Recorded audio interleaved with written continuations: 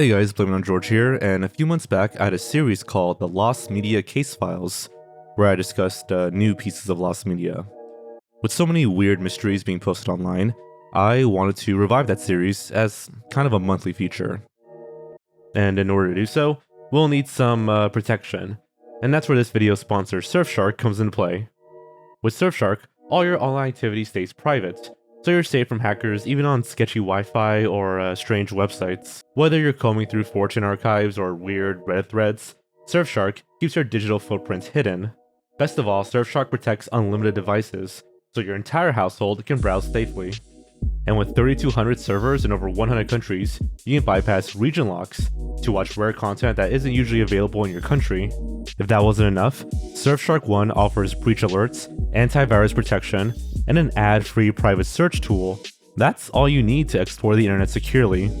So if you're ready to protect your connection, go to surfshark.com/Jorge, that's Jorge, or use the code Jorge at checkout to get 4 months for free. There's also a 30-day money-back guarantee, so there's no risk in at least trying it. Click the link in the description below and start browsing safely with Surfshark. And thanks again to Surfshark for sponsoring this video. Alright, on to the list. No Te Equivoques, a Mexican version of Jackass, hosted by Tony Dalton, yes, Lalo Salamanca from Better Call Saul. The show was cancelled after a 19-year-old contestant died from drinking 40 tequila shots. This first post is from good old r/Lost Media, and it's one of the more tragic ones I've come across. It's not a very long post, but let's delve into it. The OP writes, "This is an absolutely wild show and story. Only one episode is publicly available. The episode that had the contestant dying was filmed. However, it seems that info and media on this has been scrubbed due to the incident. The only episode available is this one." From the Spanish Lost Media Wiki, translated and shortened, No Te Equivoques was a Mexican comedy program that premiered in 2001. It was created and hosted by Tony Dalton and Krzysztof Rzyński. The series was cancelled in 2002 after a contestant died during the filming of an episode. According to Tony Dalton himself during an interview, the idea for the show came after watching an episode of the well-known Jackass on MTV during a trip to the United States. A total of 11 episodes were produced.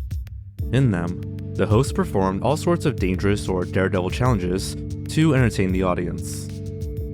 According to the official reports, on December 21st, 2002, Marco Israel Lopez, a 19-year-old young man, was with his friends at the VAT Crew nightclub in Monterrey, Mexico.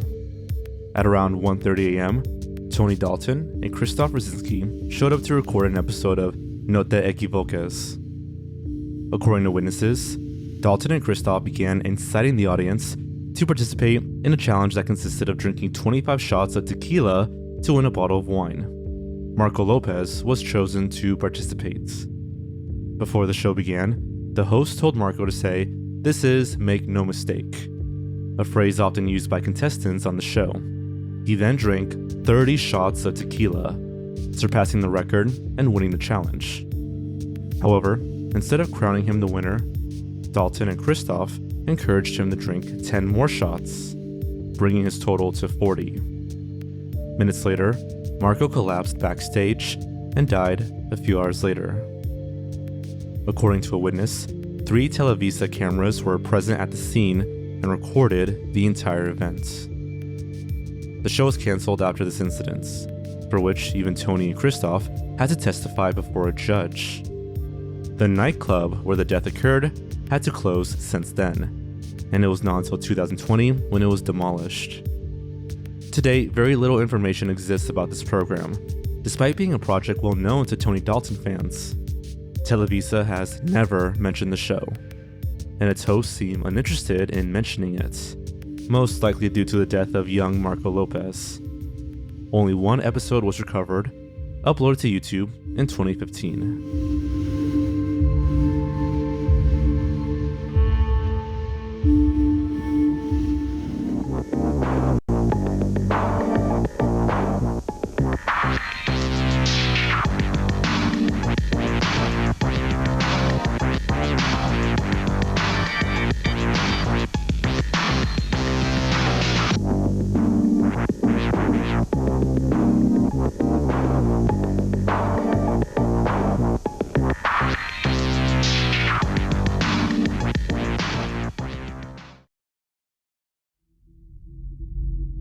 The only available episode on YouTube was uploaded by a channel named L. Tim Drake, who sadly hasn't uploaded in several years. Some Reddit users tried to contact the channel owner to see if they have more episodes, but to no avail. Now apparently this is a super well-known case in the Latin American side of the lost media community, but some searchers have doubted the possibility of this episode ever being found. Quote, "This is a really hard case to uncover since Televisa is really strict with their copyright, especially with a case as sensible as this. Also, the hosts don't want anything to do with the show, so that's a dead end. I highly doubt something significant can be found, but at least I'm glad more people know about this case." There is one more interesting tidbit about this episode.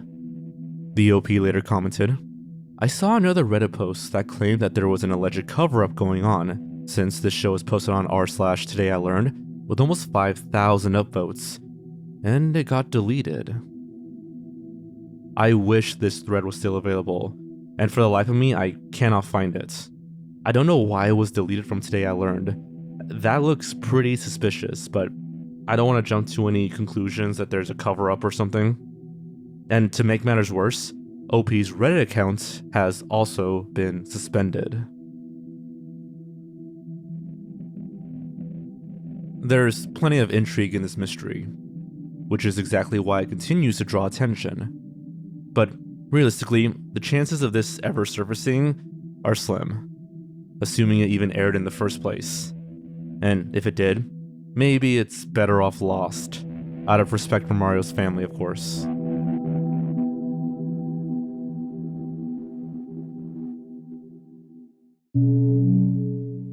Help me find a cult website. On June 9th, Reddit user PositiveCable1023 made this post onto r/RBI, or the Reddit Bureau of Investigations. To be fair, I'm unsure if websites count as media, but it's such a strange post, I wanted to share it anyways. Quote, "About a year ago I stumbled upon a very strange website. It was a link on an About the Author page within a Myers-Briggs test. Once you open the website, you were greeted with hundreds of weird links titled multicolored symbols. I mean hundreds. You would scroll through all of these different bizarre labeled links with strange typography and convoluted meaning. You'd click one and it would be a poem of sorts. You'd sometimes see satanic or bizarre background art. The writings themselves were fascinating. Many of them talked about reprogramming your subconscious and obeying the beast. At least I think that's what it was calling itself. It got more disturbing the farther along the website you went. Alarm bells went off when I read one about underage women. So I started digging. Later on, I found one singular post on Reddit that another user had found this website, and more info on the author, and this property he bought and invited people out to. I read all about it, decided, wow, that was crazy, and never revisited that website again. But now I'm questioning what happened to the land he bought. Why can't I find the website anymore? Were there victims? Sometime after posting, OP later returned with an update. Quote, "Tons of amazing suggestions and help. Thank you so much. Just wanted to give an update in order to clarify some current information. People are aware of this site, but nobody has found it yet. Someone submitted a link that was super close, and will probably help you to find the OG site. There's a little trolling and weird downvotes in the comments. Please ignore it. Cult members? Links submitted thus far in order of relevance. ammozoo.com. This website looks eerily similar. The art, the links down the center, the multicolored links. I feel like we're so close. Some other links, so they don't get resubmitted and save people time, but also so y'all can check out some weird culty websites. mentalsymmetry.com. This site hosts a ton of links, but is a completely different background style, and is linked to what seems to be semi-lucid content. A really good guess.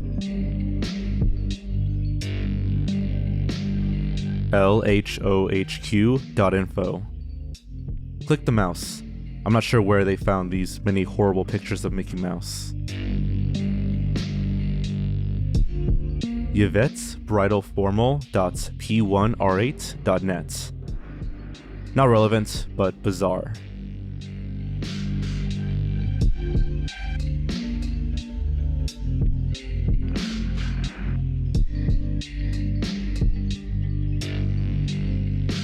HakatiStation.net.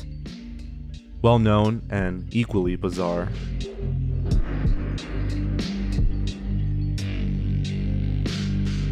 OP wraps up by saying that his post isn't meant to bash the Myers-Briggs test, even though he clearly doesn't believe in it, and says that it's used by cult members. The comments are mainly comprised of Redditors suggesting other strange websites, but none of them were correct according to the OP. They also mention in the comments that they last visited the website no more than 2 years ago, so there's a decent possibility that it may still be active.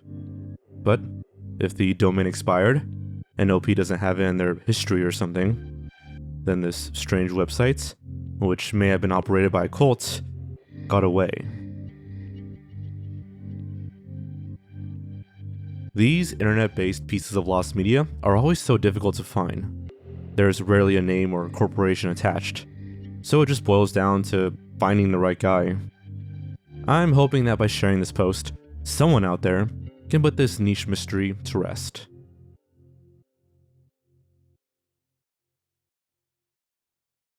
Hey guys, if you're enjoying this video, I want to remind you all that I have a Spotify page now, so you can listen to my videos on the go. And I also now have a community tab for you guys to post your own lost media mysteries straight to my channel page, and I'll definitely be taking a look at them.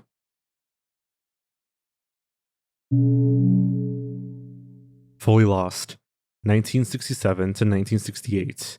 Squirt soda commercial that supposedly displayed color on black and white TVs. This post is a strange one and takes us through several websites. However, a Reddit user on r/lostmedia compiled a rundown of the information. Apparently, people have been discussing this strange commercial since 2018, which is 7 years ago now. Oh, and if you skip the flashing lights warning in the beginning of the video, this post is what that is for. I decided to make a post about this topic because I haven't heard all that many people talk about it, and I find it quite fascinating, to be honest. It started when I stumbled upon a thread on the Talkbase forum titled, "Anyone remember experimental color images on black and white TVs?" The poster of the thread, Verbus, states, "I don't know what prompted me to remember this. Crazy. When I was a kid, we lived in the Los Angeles area. We had a piece of shit black and white TV in the family room. Color TVs were new technology, and my parents were skeptical. One day, a Squirt commercial came on, and the voiceover said something to the effect of, 'Squirt is so bursting with flavor that you're probably seeing color on your black and white TV.' I remember scrambling over to the TV, and sure enough, there was a static image of a Squirt bottle, and it was kind of in color. This is apparently an approximation of what some viewers saw."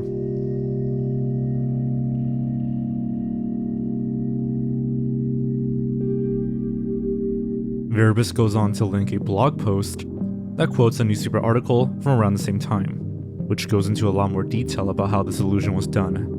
The burst of color was not living color, as NBC frequently touted in the 1960s, but something called subjective color. It gave the illusion of color by pulsating white light in a particular sequence for each color, with a rotating device attached to a regular black and white TV camera lens. There were a few drawbacks. The images were nothing at all like true color TV. It didn't have the intensity or range of colors. As the technology currently stood, the effect could only be used on still images. Verbus explains in the comments of the Talkbase thread that this illusion was done by using something called a Benman's top. I find this to be a good video on it, although I don't recommend watching it if you have epilepsy.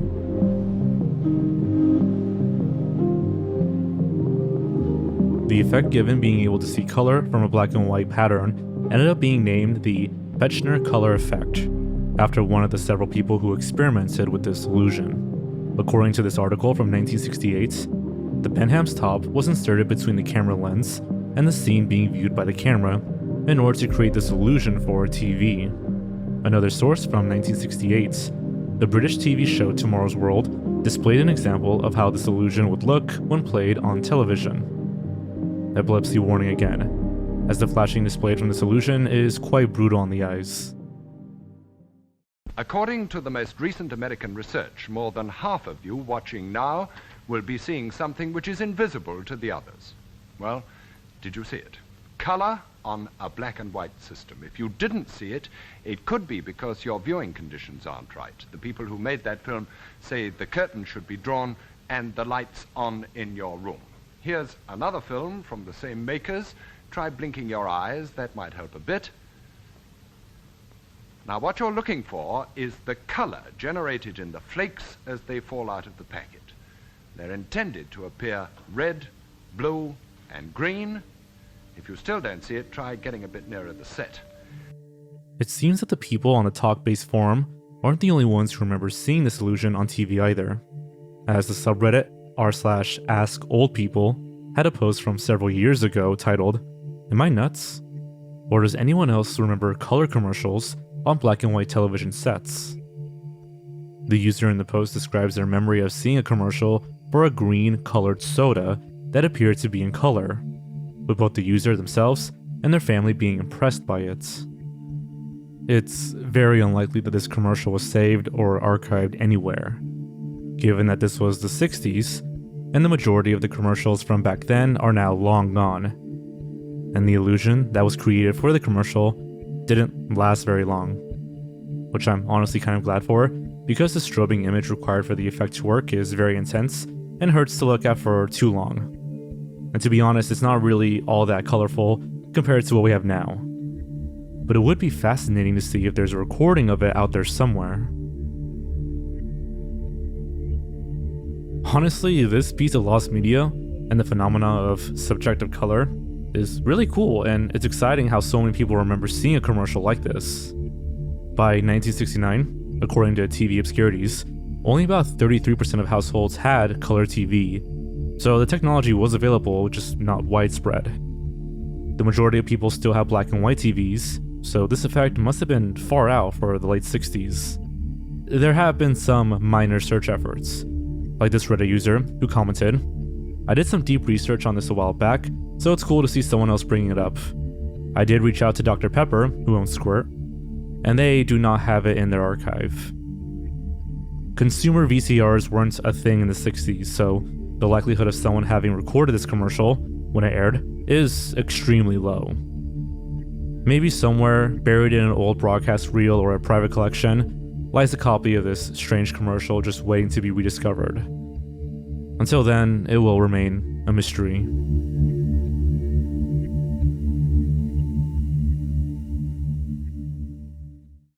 The Day the Clown Cried. If you've been in the lost media community long enough, then this title might ring a bell. It's a classic yet infamous lost film that was rumored to finally be releasing in 2025. So, what happened?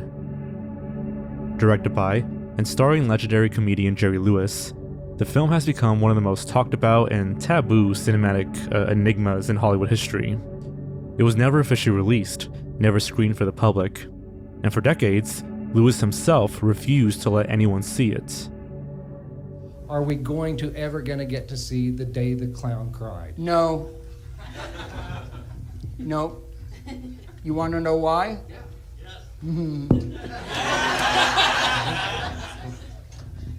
Simply because it's very easy to sit in front of an audience and expound on your feelings.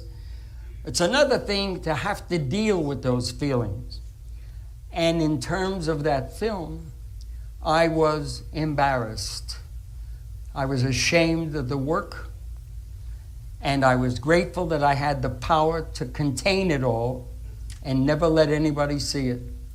It was bad, bad, bad.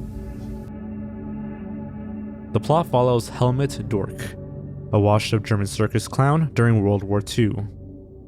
After mocking Hitler and being imprisoned in a Nazi concentration camp, Helma is eventually forced to perform for Jewish children and lead them to the gas chambers. The final act of the film depicts a broken clown walking hand in hand with children into a gas chamber. The film was meant to be tragic, but even its earliest viewers called it disastrous. I mean, a Hollywood movie starring Jerry Lewis as a sad clown? It simply didn't work. Some early screeners described it as miscalculated. Others said it was horrifying in all the wrong ways. The final nail in the coffin came from Lewis himself, who locked the Master Prince away in a vault, claiming, quote, "No one will ever see it. It's embarrassing." And for a long time, that was it.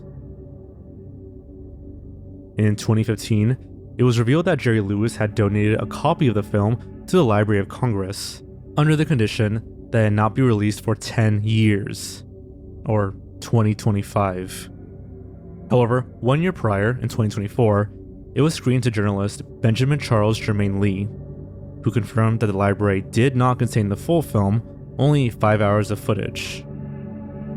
In May of this year, it was revealed that actor Hans Crispin had acquired a complete work print of the film, having stolen a copy during his time working for Europa Film in 1980. And that brings us to this Reddit post. Unreleased media, a work copy of The Day the Clown Cried, has now been sold. This post, by user Car Crush, translates a Swedish article about the whereabouts of the film. Hans Crispin's pirated copy of the legendary Jerry Lewis film is the only known complete version. Swedish actor and TV personality Hans Crispin recently revealed to the magazine Icon that in 1980, he stole a film reel of the legendary Jerry Lewis film, The Day the Clown Cried, and made a pirated copy, which he has kept for 45 years. The film, which is about a clown in Auschwitz during the Holocaust, has never been publicly shown, and is considered a holy grail for film enthusiasts. It has long been regarded as lost. The copy Crispin has is the only known version with intact editing and sound. Hans Crispin, who at the time worked copying porn films to VHS at Europa Film, stole the film along with a co-conspirator and kept it in secret for decades. In the Coulter Nyheterna interview a few weeks ago, he said he was now done with the secret and ready to pass it on to the next generation. And he has done so. I have sold it for a modest sum. I can't reveal more. They came here and watched it. They made an offer. I accepted it, signed a paper, and promised not to tell anything more. When asked how he feels about having sold something he stole and pirated so long ago, he responds that he has reflected on it over the years. Yes, I stole it, and I've thought about it. You're not supposed to do that. That's how it is. But I really wanted to preserve it, and I looked up the statute of limitations a long time ago. 2 years. And the rights to this film are so tangled that no one really knows who has the rights to this copy. How does it feel now that your big secret is out? A bit empty, actually. I mean, I can't watch the film anymore. I've always been able to before, or show to someone. You and Caroline Hayner were the last to see The Day the Clown Cried at my place. So this is a bit of a downer ending. Infamous film was apparently so bad, all the footage was locked away in the Library of Congress, who, according to curator Rob Stone, have no intentions on ever releasing it. A copy was stolen by a film employee who wanted to pass it on for the next generation, only to sell it to an anonymous seller. My gut is telling me that's it. Rare media attracts hoarders and private collectors who want to keep it all to themselves. Maybe back then, films that blended World War II with comedy and clowns was a bit too taboo. But there are similar films today, and even some that have won awards. So, who knows? Unless anything major happens, like the anonymous buyer coming forward, or the library changing their mind, The Day the Clown Cried will remain a lost film.